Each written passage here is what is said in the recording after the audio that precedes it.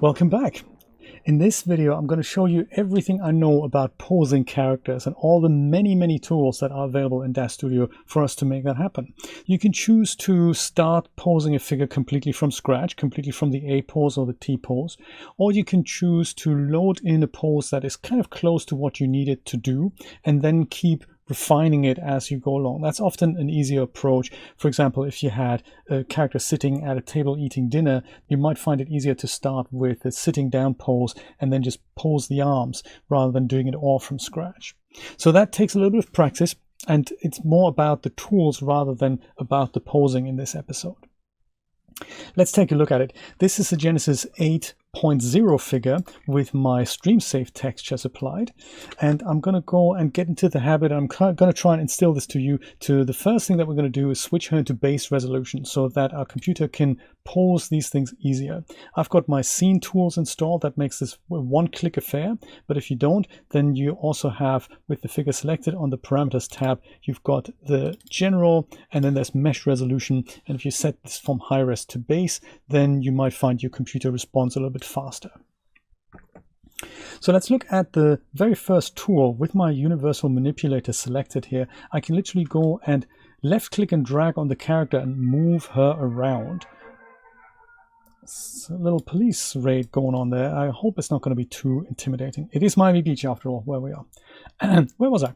So I can either go and left click and drag a portion of the character and move them around. So something like this, left click and drag, and then it looks like she's moving her hand. But it does this the way I'm looking at her. So it'll take into consideration which way I'm looking at her from. Remember when we discussed the various viewports? You might find this easier to do from a different orthographic view, or even take multiple views into consideration. So if I wanted her to move forward, I could left click and drag her arm, and then she would go and stretch forward like so. But if I look at her from the front, I will see that she's not actually grabbing in front of her, she's still grabbing kind of to the side. So this is where looking from the top might be more appropriate here. So left click and drag that arm so she kind of reaches out in front of her. And the cool thing about this is that the rest of the body that's attached to her does the same thing. So it kind of moves. If I go and drag the hand further, it goes and tries to move her upper body, and it'll even move the whole figure if I do this. Look, the whole feet slide over. It's kind of interesting. What is going on outside? One of those things. This is a process, by the way, that's called inverse kinematics. So forward kinematics is the opposite of that, and that's the way like a parent-child hierarchy works. That if I go and move the parent, all children underneath it, which is like, say, this is what my shoulder bent now, and everything underneath it, like the forearm and the hand, they will also move, just like we've learned in the parent-child hierarchy thing. That'll be forward kinematics. But inverse kinematics works the other way around. If I take the hand, everything that goes above the parent-child hierarchy will move as well, and that's seriously fun. This is good to rough shapes out, especially if you have a reference, but it's not going to be an accurate way of moving your figures. Works with literally everything. You can also use the head. You can use the whole figure, and you can be quite scary with that. So, careful with what you're doing there.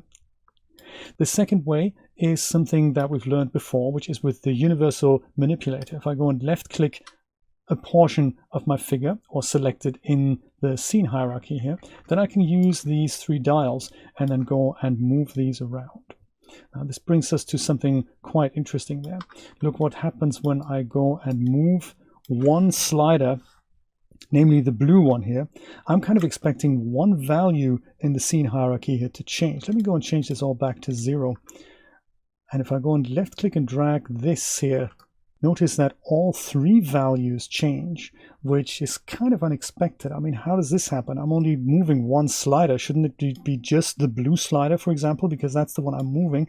But that's something we haven't actually talked about, and that is that the universal manipulator can phase in a variety of ways. And this is true for other 3D applications as well. Currently, it aligns to the world coordinates. So that means the green arrow always points up, the blue one always points forward, and the red one always points left, right. But as far as the left shoulder bend node is concerned, it isn't pointing that way. It is pointing 45 degrees down. So for it, up and down would probably be more along this axis, and that is not what my manipulator is currently showing me. Thankfully, there is a way to switch it over so we can tell this tool how it needs to display itself, and that happens under tool settings.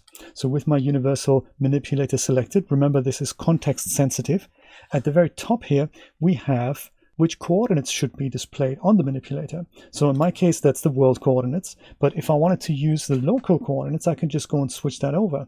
And as I do that, watch what happens to my manipulator. It changes. So it looks like for the shoulder bend, the red axis is in fact going 45 degrees down, and the green one is kind of 45 degrees that way, and the blue one's pointing forward. Now, the implication of this is that when I go back to my parameters tab and I go and adjust this little manipulator that way, now I can see that only one slider is moving, kind of the way I had expected it. So it is often necessary to switch this over, the universal manipulator. Had I left it and just changed a numeric value here, this would have also worked. If I switch this back to world coordinates, I go back onto parameters. If I go and do this, then this will still work because this is now looking at the values that my shoulder bend joint knows rather than what the manipulator knows. But just in case you ever come across this, that is a way to fix it. So that is in fact the third way of manipulating my character, that I can select a piece of the body and then go ahead and then use the values to change whatever they're supposed to do. And that is another neat way to get really accurate results if you're trying to move something into space here, or literally make very small movements. Yet another way to move your character into place is something called the pose tool, and I have it displayed right here in the viewport. It's not displayed when you select the top character, the top node of the character. It's only displayed when you select a movable joint on the character. So any portion of your character, wherever you click, that is reflected in the scene hierarchy, that'll have this little gadget displayed here. You can disable this, and I've forgotten if this is enabled by default. It's on this little hamburger icon in the viewport here. There is this thing called show the pose tool. That is what you need to enable for this to show. If yours isn't showing up as you select a joint on your character, then that is where that's hiding. Hamburger icon, show the pose tool. And the pose tool is neat because it is a trackball that allows us to move the whole joint in all directions as if it was a trackball. Now, this is not exactly intuitive when you try this the first time, but with a little practice, you can do the most amazing things with it. So as you can see here, as I left click and drag on this trackball here, it literally can move my joint in all directions as I move this. The trick here is to do this really slow and really do this as slow as you can and just watch where the movement is going. So left click and drag it. If I wanted to move this arm forward, I can go and try this. Now that was the wrong direction. That was also the wrong direction. That was kind of, we're getting that. This is the right direction. Now it's rotated the wrong way. So it's a little fiddly, but if you do it really slowly, you can make it happen. You can make it happen. Practice with this. Don't get frustrated. Just do it really slowly and retrain your body to say, hey, wherever I'm moving my mouse is not the right direction. But if you do this, if you keep doing it, you can literally do the most amazing things with this tool. That's the pose tool in the viewport. It is actually also more fine-grained than that. If I go and make this, reset this again, it has these rings on the outside here onto which you can just hover with the mouse. And as you do this, one of these things will be rotated. So this here, left clicking and dragging on the red ring, is the equivalent of using this slider here. Likewise, the blue ring and the green ring will be equivalent of moving the selected joint into that direction. And once again, this makes more sense if your universal manipulator is actually positioned to point at the local coordinates, just so that we have a bit of a relation to what's going on there. Feel free to switch this around if and when you need to change that. Or if you don't want to see it, if it gets in your way, you can just go and disable that by selecting the node selection tool here. Then the manipulator will disappear completely. I tend to leave mine on unless I really don't want to see it anymore. So that's the pose tool right inside the viewport. Note this little icon here. This is a pin icon.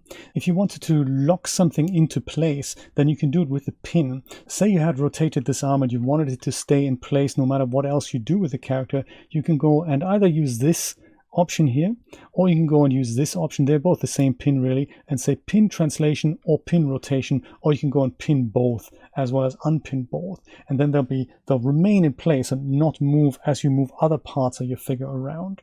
Just another tool at your disposal there. Something very related to the pose tool in the viewport is something called the power pose tool. That works very similar, and that is basically the pose tool totally on steroids, and that has its own pane. I don't have it here, but if I head over to Window, Panes, and then find Power Pose, then I can go and left click and drag that over here. I usually have it directly underneath my scene tab here. This is going to make posing a breeze. I need to select the top node of my character, and then I can switch over to power pose, and I'll see this little gray figure here. And all these blue dots correspond to all the joints on my character. So if I'm going to go and click this one here, I can see that my manipulator appears in this spot here. If I go and click this further down, then I'll see it moves here. So there's a relation between these guys here. And it's good for selecting on one hand, but it's also, and it's even better for actually posing my figure right there and then. So I can go and left click and drag on any of these points, and that'll now move my character. And I can either go left click and move up and down, or left click and move left and right. Some of these I can even right click and drag, and that'll do a different thing. So there's one thing here you'll see at the controls here. This suggests left click and drag left and right will bend, and left click and go up and down will twist. So that's kind of neat, and it works phenomenally well. I use it all the time. It is one of my favorite tools, and you can use it on any of the joints here. You can go and move the legs back and forth. You can use it on feet. It is quite remarkable. So this one's a right click to go side and side now. Once again, it takes a lot of practice to make this your own, but if you go and play with it and do it really, really nice and slowly, you can really do amazing things. There's the solid dots here, but there's also these star-shaped dots, and they control more than one joint at a time. So if I go and select the head, for example, and then turn this, then this is only going to turn the upper head.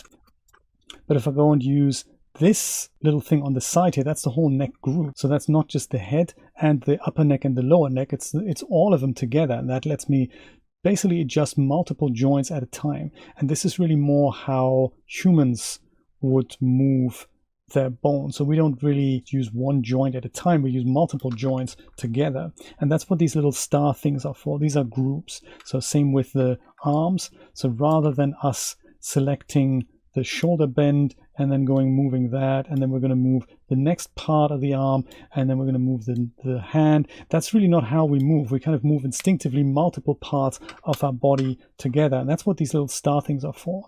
So like this guy here, left click and drag, and it moves the whole arm, shoulder, as well as collarbone, as well as the arm on the bottom. And I find that's a very intuitive way of moving my figures. Very exciting. Works also with the whole body.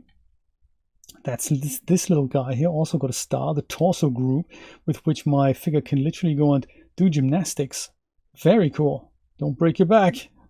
This is a great tip if you wanted to sit somebody down, so you don't want to move each leg individually. You just use this thing in the middle here and go. That kind of sits her down. And then you put the feet back on the ground, and then you almost have a sitting pose. A little bit of corrections here and there, and we got it. Patience really is key, as well as using a combination of all these things together. So if you feel like you want to just go and grab this leg, then you can do this in the viewport. If you feel like you want to touch this with the manipulator tool, you can do that. If you feel like you want to use this and make an adjustment, or if you want to use a value here, do them all in combination, and whatever works in a particular moment as you play with your character. Power pose is a really cool tool. It's so powerful, you even have control over your hands and your head, since those are things that we often have to pose separately. And that is over here. If you switch over to the hands or the head, you can also do that from this little drop down menu here. Under body, you have the hands and the head, and you also have the face. Let's have a look at that in a second. For the hands, if I go and switch this over, then I have a different template here, and it'll be for each hand separately. So I'll go and maybe go and click on this hand here. That's that hand. Control F will make my hand large in the viewport. So you can go and either manipulate every single portion of the fingers here, if you wanted to do that, or each finger also has their own groups, which is nice. Let me go and switch my universal manipulator off, so that way you can just, you know, see everything without it getting in the way. So that's where these little groups come in. This is every single joint of every single finger, and this here is the group for every single finger. So left click and drag, and the finger now goes and curls. That's really cool, and I can do this with every finger. Seriously exciting. It makes posing life so much easier, because it is like what we humans do. We don't just do one thing with one joint at a time in isolation. We do it with multiple. It is so much fun to play around with this. We have this also for the whole hand. Like this is the group for the whole hand that does this for all fingers, and then it goes and makes a fist or curls the fingers outwards. Very cool.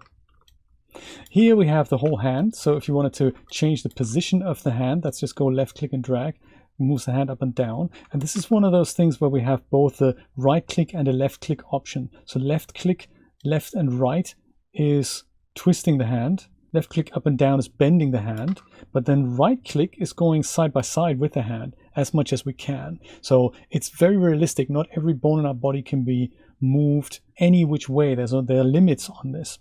Speaking of limits, these are actually set on these sliders here. So if I look over here to my slider panel with the hand selected, I know I can go the side can only go from here to there, and it appears as there's a hard limit in place. If ever you needed to override that and you say, hey, my hand really needs to bend even further, and in fact I think my hand can bend a little bit further than her hand, then you can disable those limits, and that's on a per slider basis. That is when you go into this little gear icon on this slider and head over to parameter settings, you have this limits value here, and there's a reason why that is switched on. So I recommend you don't go overboard with this, and I actually recommend you don't disable it. You can do that, and then this slider will go and literally not have any limits. As a result, of course, you're going to see super scary, freaky things. So if you ever needed to animate something like that, you can do it. You know, this is not what a normal human body would do. And in most cases, if you find yourself needing to go over the limits a lot, then you either have a very acrobatic character in your story, or you're not moving other related bones in accordance with that. So I think if she were to make this move, for example, I think it would be more likely that she would also move her arm forward and then take a hand and move that forward as well, and then we'd reach something like that. She would move other bones in her body, and that is usually why posing with these groups is so good. But yeah, so an alternate way of doing this and not switching off the limits completely would be to leave them in place but set other values. If you're thinking, hey, I just need a little bit of extra on the max, you might increase that from 30 to say 50, and then you still have limits, but they're not as extreme. So like, you know, it might give you more accurate results. So you have 50, it just looks odd to me. It just looks odd. So I'll go switch that back to what it was. Nearly 30. But that is where you do that. Sometimes when you load poses and they disregard limits, you usually get a little warning that says, hey, this pose is outside the range of what your character currently allows. What would you like to do? Would you like to go to the max value that the character allows, or would you like to disable limits and kind of basically override it and put the pose into place the way the creator had intended it? It's kind of up to you to react then. Let's have a look at the face. It's also equally exciting. You can go either back to your character and then click on the face, or you can just use this little drop down menu and use head. There's a difference between head and face. Face looks like this, and that's for the facial muscles in the face. Head is more for a simpler way to pose the character, such as moving the eyes and a little bit of the mouth. So very cool. If you wanted to move the eyes left and right, you just left click this eyes group in the middle, and then you can make her go look left and right or up and down. So it's a very easy way to move the eyes rather than having to select one eye with a manipulator and then go and move that and then use the other one, or use a slider and then they might not be in sync and stuff. So this is a much nicer way to move the eyes, especially if you do it in conjunction with moving the head. Hours of fun, I tell you. There's also things like moving the eyebrows up and down. So these are just kind of basic expressions that you can get on the head here. So play around with that. And this has been expanded to the whole face. So the face now has this rig with which you can control individual portions on the face, and then maybe just go literally just play with this little muscle over here. She has that little tick over here, and you can create the most realistic expressions this way. So I really appreciate that, the amount of control we have. And if you wanted to save anything that you've done, that's just a pose preset. So either a full body pose or partial body pose or an expression, those are all just pose presets, and you can change what you'd like to be included in that pose preset. So if you made the most amazing facial expression now, which I struggle to do, you can also move the ears. That's exciting, isn't it? Maybe she'll fly away in a minute. Yeah, once you've done that, you just select whatever you'd like to be included in that preset. So if we go back to my new project here, and I might go and make myself a new folder, remember that, I'll say poses, call it that. I can go and click that little plus icon here and save myself a pose preset. So for anything that we've dialed in here, I'll give it a name. And then this little dialog comes up here that asks me how many frames would you like to save. So if you're dealing with a still image, that'll be enough. But if you've made an animation, it'll save a variety of them for your timeline. And then here at the properties, you can either include everything or you can disable things that you don't want. So if I wanted to only use the expressions in my head, then I think I should have really selected the head. That's much easier. I can just go and deselect everything and then drill down here into head, pelvis, abdomen lower, chest lower, upper, neck lower, neck upper, and then anything that's in the head, that would be an expression if I go and save that now. Or if I wanted to go and save the whole thing, then I would just go and select all of it. I'd always recommend not saving the transform so that the location of your character is not saved with the pose unless that is important to you. You know, that's the basic principle. If you go and save this, then that pose is going to come back. I'm not going to do that. You get the picture. And that's really all I can tell you about posing. So there's direct manipulation with inverse kinematics. There's moving the sliders here. There's also the way that the limits work. There's this little pose tool here right in the viewport. And there's the wonderful and super amazing power pose tool that works on both Genesis 8 male and female. Just as an aside, if you wanted to use this and you don't see this coming up, even if you have the power pose tab docked, if you see much less dots, then it's because you need to install the templates here. So let me show you where they are. So in Install Manager, I go ahead and I'm going to look for power, and they're called Power Pose Templates. I have them installed already for Genesis 8 male and female. So those are these. Those need to be installed. They're small. They come for free with the Genesis Starter Essentials, but you need to install them for these things to show up. If you've got a running instance of Daz Studio open, just go and close that, install these things, then reopen Daz Studio, and then they should be there as soon as you open and load a Genesis figure. And that was it. In the next episode, we're going to have a closer look at expressions and how you can dial them in, and most importantly, how you can mix and match them together with an absolutely amazing tool called Puppeteer. Stay tuned for that.